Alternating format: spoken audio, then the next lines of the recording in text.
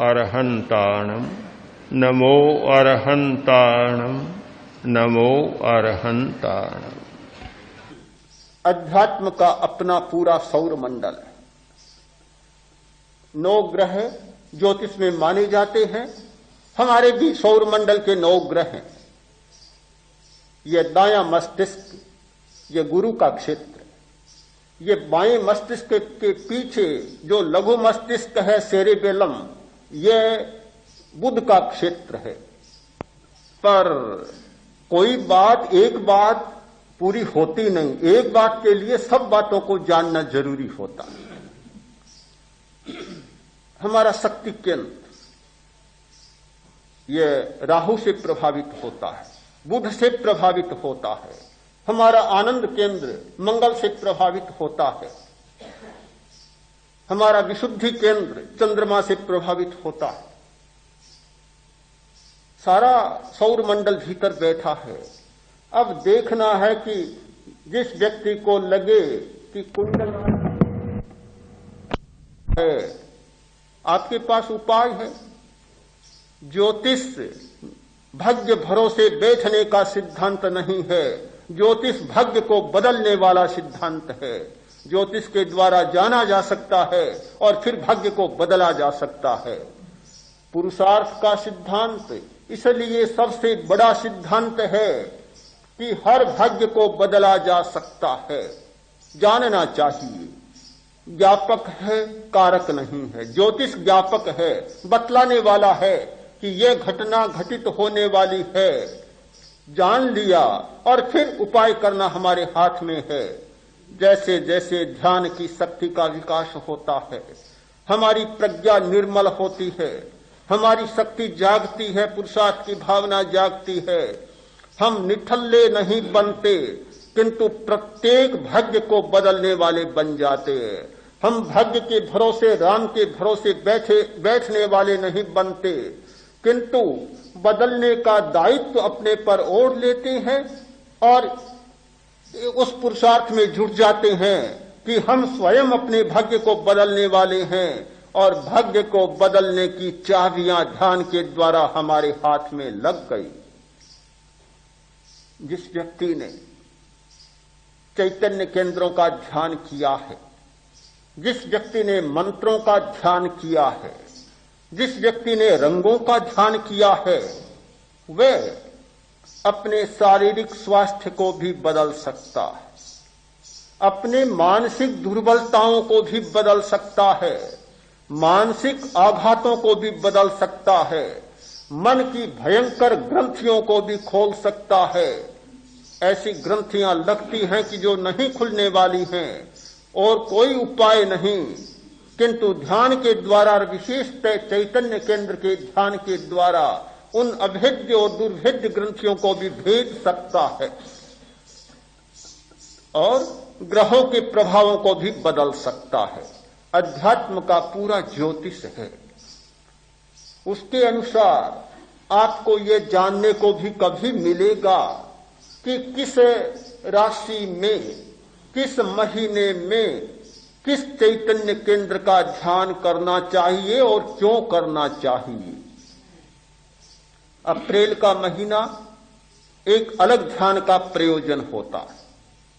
मई में अलग प्रकार का ध्यान किया जा सकता है और किसी दूसरे विशेष शक्ति जागरण के लिए किया जा सकता है। एक पूरा विज्ञान है इसके साथ।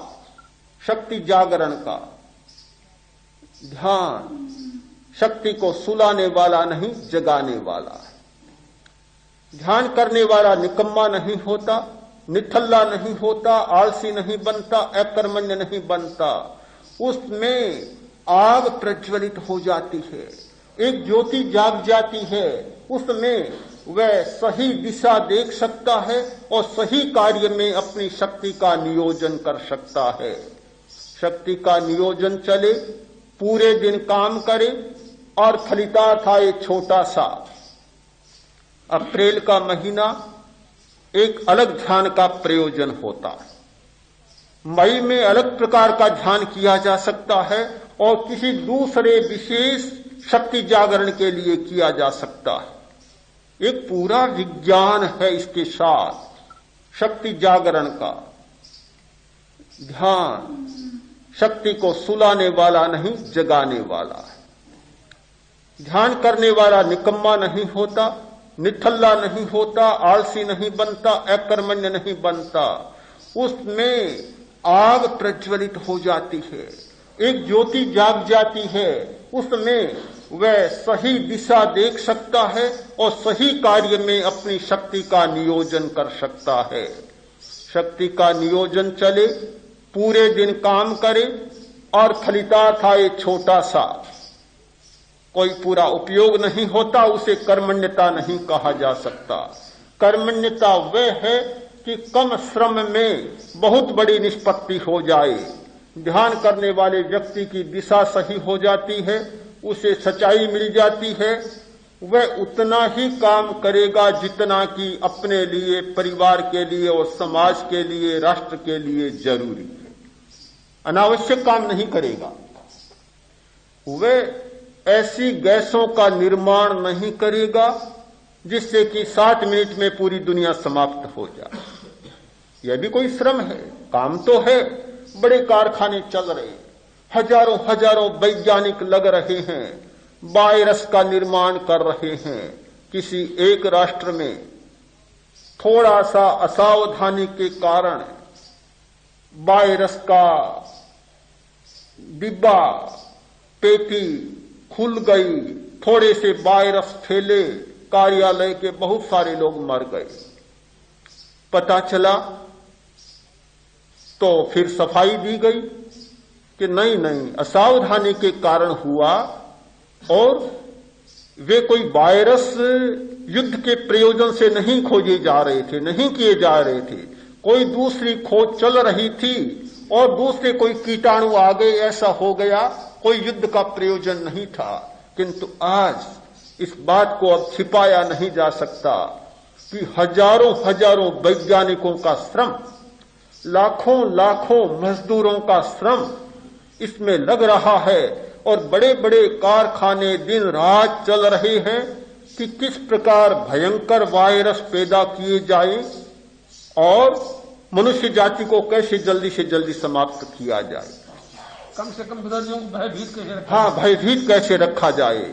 और ये आने वाला युद्ध अब अणुयुद्ध नहीं होगा। अणुयुद्ध का युग समाप्त हो चुका, अणुओं का भय भी समाप्त हो चुका। यह युद्ध होगा गैसों का या जीवाणुओं का। इतने भयंकर जीवाणु पैदा किए जा रहे हैं। एक जीवाणु को सेना में छोड़ा, जुकाम लगाने वाला, जुकाम लगने वाले वायरस वे जीवाणु युद्ध के स्थल में छोड़े गए।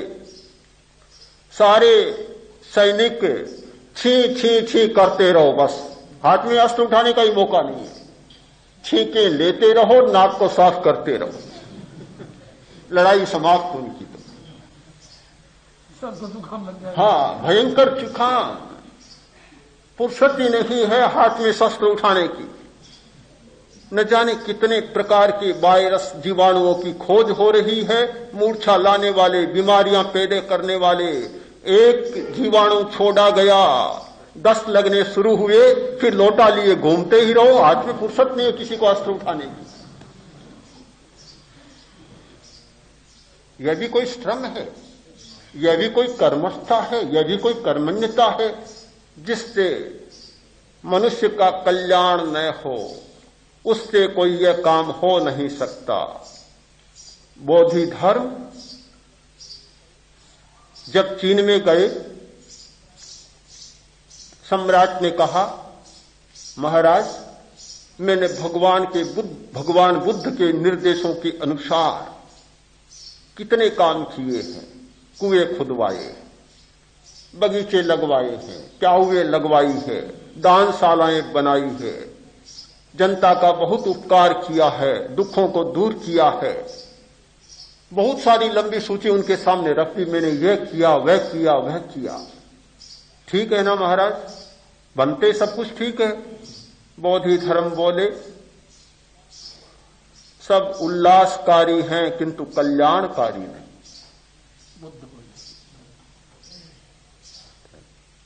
कल्याणकारी नहीं।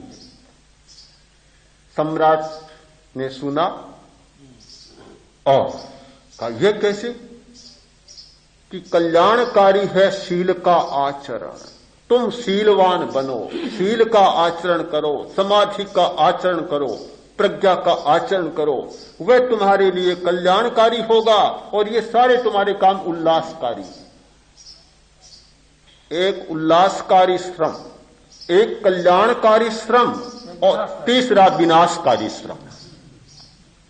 क्या आज की दुनिया में सबसे ज्यादा विनाशकारी श्रम नहीं चल रहा है?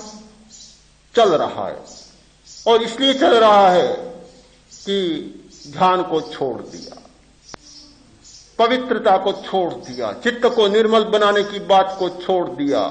ध्यान को एकाग्रता नहीं है। ध्यान का प्रयोजन है चित्त को निर्मल बनाना, चित्त में जमे हुए कसाय के मेलों को धो डालना, सफाई करना, चित्त को इतना निर्मल बना लेना कि उसमें कोई शत्रुता का प्रतिबिंब न हो, कोई भेद का प्रतिबिंब न हो और कोई पर का भी प्रतिबिंब न पड़ सके। इतना चित्त को निर्मल बना लेना, वह है हमारा ध्यान। ध्यान करना छोड़ा, शक्ति का उपयोग तो चल रहा है किंतु विनाशकारी उपयोग ज्यादा चल रहा है और उल्लासकारी उपयोग भी चल रहा है। नहीं चल रहा है ऐसी बात नहीं, उल्लासकारी भी चल रहा है, किंतु कल्याणकारी कर्म, कल्याणकारी श्रम, कल्याणकारी कर्मण्यता जो चाहिए वह नहीं चल रही है। ध्यान के द्वारा आदमी निठल्ला नहीं बनता, उसकी शक्ति का जागरण होता है, चेतना की शक्ति जागती है, कर्मजा शक्ति जागती है, किंतु दिशा बदल जाती है। फिर वह प्राथमिकता देगा कल्याणकारी कर्म को, उल्लासकारी कर्म उतना करेगा जितना जरूरी है और विनाशकारी कर्म कुछ भी नहीं करेगा। जब समाज में ध्यान की शक्ति नहीं जागेगी, चित्त को निर्मल बनाने की प्रक्रिया नहीं जागेगी, चित्त के कसायों को, सामाजिक संघर्षों में जमने वाले मेलों को, प्रतिक्रियाओं को, सामाजिक और पारिवारिक संबंधों में होने वाले विषादों अवसादों को धो डालने की प्रक्रिया हाथ में नहीं लगेगी तो कल्याणकारी कर्म सबसे कम होगा, उल्लासकारी उससे ज्यादा और विनाशकारी उससे ज्यादा। ये तरतमता दोनों दिशाओं में है, इसका आप स्वयं निर्णय करें। दिशा बहुत हमारी स्पष्ट होगी, फिर मुझे इसकी चर्चा करने की बहुत जरूरत नहीं कि ध्यान करने वाला व्यक्ति निठल्ला निकम्मा बनता है या ध्यान के द्वारा किसी विशिष्ट शक्ति और चेतना का जागरण।